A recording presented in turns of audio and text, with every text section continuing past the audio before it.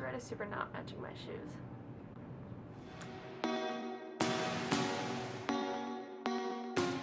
Anyways, welcome to the second video in my series. I'm so excited.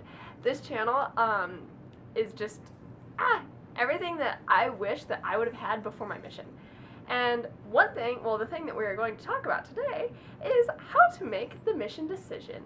So, I am on a Facebook group called it's named Many Are Called But Few Are Sisters.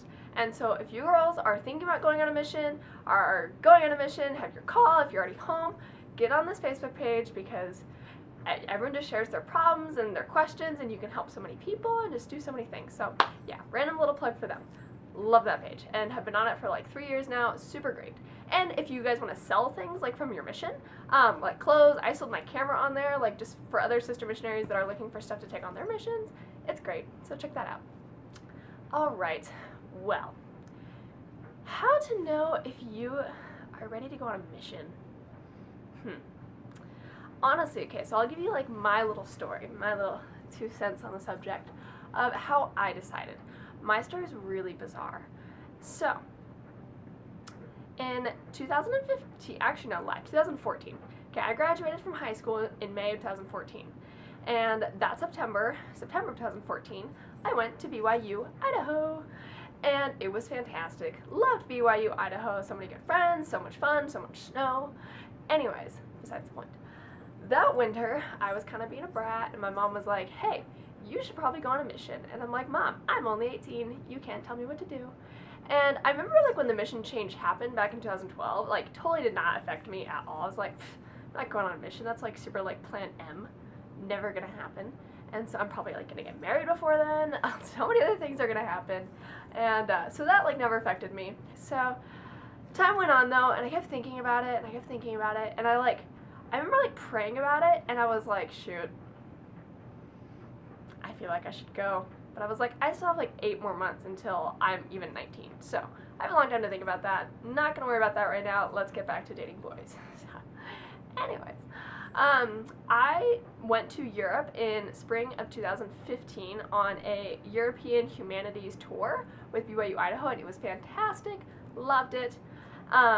Europe was amazing and taught me a lot about like other cultures, about how to live outside the United States. I had never been outside of the country before, and it was such a great experience and really helped me a lot and prepared me for the mission that I didn't even know I was going to go on at the time. So I went to Europe and came back totally like new mindset, like eat, pray, love. I was like, I'm not gonna date anybody. I'm just gonna like enjoy my summer at home in California, and then September I'm gonna go back to BYU Idaho, and I'll probably like go on a mission, but like December of 2015, maybe like May of 2016. Like I'll think about it. I'm enjoying college. Like I'm doing fine right now. So I get off the plane from Europe that week.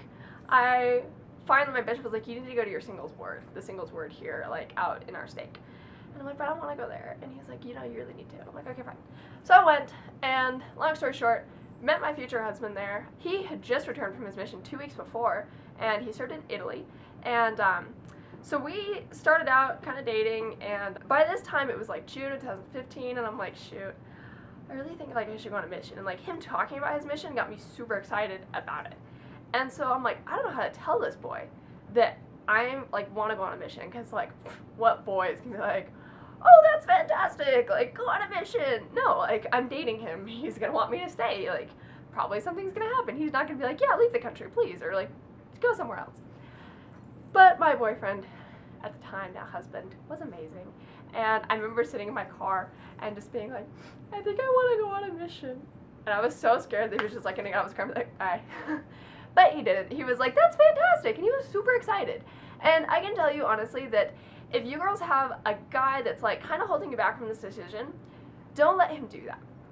You are your own person. And I know being a girl and making the decision to go on a mission is like, you know, it's 50-50. No one's gonna hate you if you don't, and it's great if you go. But it's not such a big deal as it is for the guys. And if there's a guy in your life that's kind of holding you back and you feel like you should, like not meant to be at that moment, because he's not helping you progress.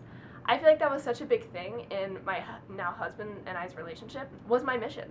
And that made us the couple that we are now. I didn't ask him to wait, and basically I thought, well, if he loves me, he'll be here when I get home. If he doesn't, then I guess there's somebody else. And so if you guys are having that struggle of like boy or mission, honestly, I mean, everybody's different, but for me, I needed to go on a mission. It helped me become the person that I am today, and it made me a lot better and prepared me so much for marriage, because at 19 years old, I was super not ready to get married. I'm still not ready to get married, and I'm already married, but way less prepared at that time. So, anyways, don't let anybody hold you back, and honestly, if he really loves you, he will support you. My boyfriend was my best friend on my mission. I wrote him more than my mom. And we were like lovey-dovey, like, oh, I miss you so much, I can't wait to come home, and just, no. I was not going to be that kind of missionary. I got my mission call August of 2015, and I was called to Lima, Peru! I was so excited, and also terrified because I had to learn how to speak Spanish. And so I would like to make a video one day about learning a language on your mission, and all the books and all the things that you have to go through, and the MTC and all that. So give this video a like if you guys want to hear more about like learning a language and things like that. But my call wasn't going to let me, well, like my call date wasn't until December of 2015. So I had to wait for 6 months. So I had to decide between like school and like my mission. Decide like, dang, because the day I was supposed to leave for my mission was the day of finals week. So I was either going to have to go through the semester of school and like request that my mission date be pushed back, or just not go to school completely. And I'm one of those people that like when I start something, I don't want to just like pause it or like not finish it. And it was really hard for me to do that, but I had a couple of things. My relationship with my boyfriend was escalating at that time. It just felt right to stay home at that time. Now, not everybody has that option because my parents were thrilled to have me home because I moved 3 states away, and I got to really focus kind of on my spirituality, whereas I wouldn't have been able to do that if I was at school again. Because for me, school was kind of a party place, and I dated a lot of boys, I went to a lot of parties, I was never out doing meth, but it just wasn't the best place for me to prepare for a mission spiritually, and I knew that, and so I went ahead and decided to stay home. Once again, that's another thing that sometimes we have to decide between college or like schooling and going on a mission. And one like overarching theme I felt like of me getting ready to go was I have one opportunity in my whole life to serve a mission as a single girl, like as a young single girl, and you can never get that back. College will always be there. Boys will always be there if they love you, if they truly love you. And your parents, I don't think any parents can be like, no, you have to finish school, like you can't go on a mission. If you do, I'm sorry. Talk to me in the comments below, and I will apologize. But I think anybody's going to be really excited that that's your decision to go on a mission. But just remember that. A lot of things can wait, but a mission can't. A mission's you have one opportunity to do it, and don't pass it up. Because, girls, it is the most amazing experience. And I sound so cheesy and so lame, and 2 years ago I'd have been like, like someone said, it's so amazing. But honestly, it is. It is the hardest year and a half of your life. My husband would kill me for saying that right now, because he's like, don't tell people it's hard, because like, let them like just go and like let them have peace of mind as they leave and not like be freaking out. But I knew it was going to be hard on my mission. And I knew that like going into it, because my husband's mission was really difficult for him. And he served in Italy, and that is a very tough area. I served in South America. Every time someone knocks on the door in Italy, someone gets baptized in South America. It was great. Loved it. No, that's not why I loved it. But I loved it for my companions. I loved it for the struggles. I loved it for the person that it made me. And all the people laughing at my terrible Spanish accent. And all of the awful food. And just all the walking and everything. It makes it so wonderful. It is the best year and a half. And at the time, you don't think that. I remember my now mother-in-law told me that before I left. She was really excited I was going, maybe because I'd be on a separate continent than her son. But, no, she's great. And, but she told me that a mission seems really hard once you're in it. And it seems like it's going by so slow. And it doesn't seem like it's going to be the best year and a half. It seems like it's going to be like the most drudgerous thing. And you're like, what the frick did I get myself into? But looking back, it's just fantastic. So, summary of everything. It's something you need to pray about, obviously. Everyone says that. Now, like, I know just like, oh, pray about it. To me, that's like so frustrating because it's like, I don't feel like I get answers sometimes. But you'll feel it. Like, you're like, Mom, how do I know like that I'm in love? And she's like, you'll know, sweetie. It's like the same thing. And I felt like before I was getting ready to go on my mission that everything I heard, like in church, was like about missionary work. And I just felt like that was just like pointing right at me, like, you, little girl, you need to go on a mission. And I didn't have like this big epiphany about like, yes, go on a mission, it's gonna be great. I did my papers in 1 week. I got really excited. And and I did my papers all in 1 week, like doctor, dentist, everything sent off. And then after that I'm like, freak, what'd I do? But like the excitement, you're just like blinded by it. It's great. And so you just don't let yourself think too much about it after you turn your papers in. I can tell you one thing too. After you get your call and you still feel hesitant, definitely bring that up with either your parents or your bishop. Don't hide that hesitancy. Talk it through. Because if you're hiding that, I saw way too many girls in my mission field that came out, and once you're out on the mission, you really just can't leave. So like, don't plan on just like, oh, if I'm not feeling it, like, I'll just like go home. Like, there's a plane waiting. It's hard. Like, once you get out there, from my experience, I know that like, I've heard that it's 3 months to be able to be released from a mission. Your stake president has to approve it for you to come home, 70, and your mission president. So don't think you can just be like, oh, I'll just come back home because it's hard, or like, I don't like it. So don't do that. But definitely talk about your hesitancy, but also just know, like, that Satan's gonna work on you hard, that he's gonna scare the crap out of you, and maybe a lot of other people will too. And yeah, wherever you get your call, that's where you're supposed to go. And I know there's like this whole stigma about like, oh, the only cool places to go on a mission are like out of the country or another language or something. That's super not true. It's so different. Mission culture everywhere is so different, so you can't even compare it. Learning another language is so freaking hard that, and like being in another culture, that sometimes I'm like, why was I not in the United States? Like, I could have Target right now, I could have like food that I know, I could drink water out of the faucet. Like, I wish I was just back in the United States and just have those comforts and feel safe, because I'm not gonna lie, sometimes I was scared in my mind when I was in Peru. I also loved going out of the country. It taught me a lot about just how other people live and how grateful I am to be born in America. God bless it. But wherever you're called, there are people, real people, that are waiting to hear you and to hear about experiences that you have. Of course, you're teaching doctrine on your mission, but you're incorporating doctrine and your life experiences and presenting it to these people so that way they can relate to you. They don't want just some missionary robot that, I mean, was just randomly called. We all have a purpose to where we're called. And so remember that always. All right, another thing that really helped me while preparing for my mission was the temple. Obviously, I had the opportunity, because I had such like a long wait period between like my call and when I left. I had like 5 months. I was asked to work in the temple. Absolutely wonderful, best thing ever. I learned so much about just like my spirituality, how to feel the spirit. I learned a lot about symbolism of the temple and just like a lot of making sure that like we have the Holy Spirit in our lives. And at that time, like, working in the temple changed like my mental like aspect. I didn't listen to like whatever music was on the radio anymore. I should have listened to like the RM soundtrack and like the Best 2 Years soundtrack. They were great. But it really changed a lot about me, and I really am grateful for that time.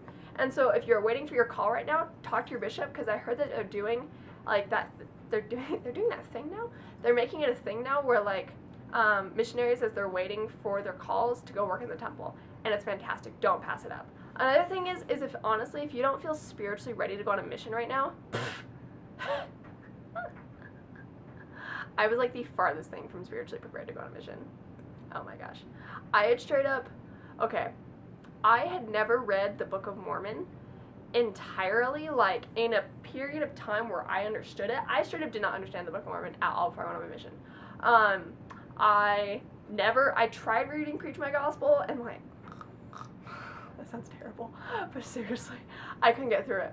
I remember reading like the mandatory things that I had to read when I got my missionary packet, and like most of it was just like, I was like, what's a district leader? I'm going to be in a zone. I don't even know what that is. And I'm going to need to study the scriptures for, well, at this time, in my time, back when, it was an hour every day, personal study was. Now it's been pushed back to a half hour every day. Or no, sorry, that's a lie. Personal study is still an hour every day. And companion study is only 30 minutes. Right now, that might sound absolutely treacherous to you, but it totally isn't. It is the best. Like, that sounds so weird. I thought it was going to be so hard for me to only think about, like, the gospel 24/7 for a year and a half. I was like, I'm not going to be able to do that. There's just no way. There's so many other things in my mind, like clothes and shoes and movies and just, no. But it is so peaceful. And it is just, like, living. It's basically, my brother always said that his mission was just, like, being, like, separated from the world. Like, here's the world, and you're just, like, outside of it with all these other missionaries. And you're looking at the world, and you're just like, why do people do the stupid things that they do? Like, dude, just come to church. It makes your life better. Like, pray. You feel better. You don't feel alone. And, like, you just look at the world, like, through a window. And you see everybody's problems, and you see how they can fix them. And it's just amazing. You're just on, like, a whole nother level for that time in your life. If you don't feel spiritually prepared, don't worry about it. I mean, do the things that you can do. Like, obviously, go to church. Do the things that, like, you know that are right. And, like, try to do your best. But that's the only thing that we can do is our best. And the Lord will just take you and he will make you into his, like, servant. And I just want to go back to that time. It's so wonderful. It's only been 5 months since I've been home from my mission. And I miss it. I do. I can't say that I'd be like, oh yeah, I'll go through it again. Because I'm not going to lie, it was really hard. There was a lot of sweat and a lot of tears and a couple things of blood. But hey, different story. Anyways, if you don't feel spiritually ready, don't worry about it. No one is. And if you get to the MTC and there are all these people like, oh yeah, I would preach my gospel like 5 times. And like, oh yeah, I read the Book of Mormon like every day for the past 18 years of my life. Yeah, don't worry about those people because they're struggling just as much as you are, but with different things. Everybody struggles and you are not alone. I can guarantee you there are people out there who are just as spiritually lost as you are. I remember when I was in the MTC, oh, this is so sad. I'm so embarrassed to even talk about this. I didn't understand the story of the restoration. Yeah, I know. Yes, I was baptized when I was 8 years old. Yes, I grew up going to primary and going to seminary. I graduated from seminary. And I didn't know the story of the restoration. I thought it was so freaking cool. I was like, shook. I was shook. That's a new word that I learned when I got home from my mission too. I hope that's like a word, or maybe I just like heard it wrong. But anyways, I was shook. I thought like it was so cool how like there had been like prophets since like the Bible, and then like when God was like, no, you people are being bad, he just took them off the earth, and then like when he was like, okay, you ready again? He gave them prophets. God, we've always had prophets. Like Joseph Smith wasn't like the first prophet. There's been so many. Okay, this sounds so lame, but I know. I learned this in the MTC, and I just thought it was so cool. I'm like, the church is true, the book is blue, and I'm in Peru. I just made that up. I'm so proud of myself. All right. Some of you, like your moms, might freak out and be like, oh gosh, you're not going on a mission. My parents freaked when I got called to Peru. They were like scared. They totally should have been scared. No, I'm just kidding.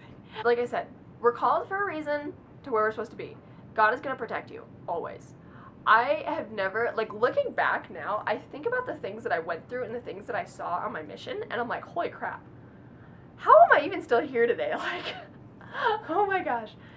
As normal people going into different weird places and just walking into people's homes, like, yeah, it's dangerous. But when you're a missionary, things are just completely different. Like, we have the most protection that anybody could ever have on the planet. Like, besides, like, I think the prophet. There is a talk, actually, from Elder Holland that's called The Divine Purpose of a Mission. I'm pretty sure that's it. I'm going to make a video eventually, too, about, like, wonderful talks to bring on your mission to, like, help motivate you and help, like, bring purpose and just help you feel good. That is one of them. That was like one of the best talks that I ever read on my mission, and I only had it for like the last 4 months. I read it over and over, and like it was just so empowering. I loved it. Also, when you are making the decision to go on a mission, kind of petty things sometimes, not that I'm like belittling things, but sometimes petty things get in the way, like, oh man, I can't, what if I like miss my cell phone, what if I miss my friends, so much is gonna happen while I'm gone.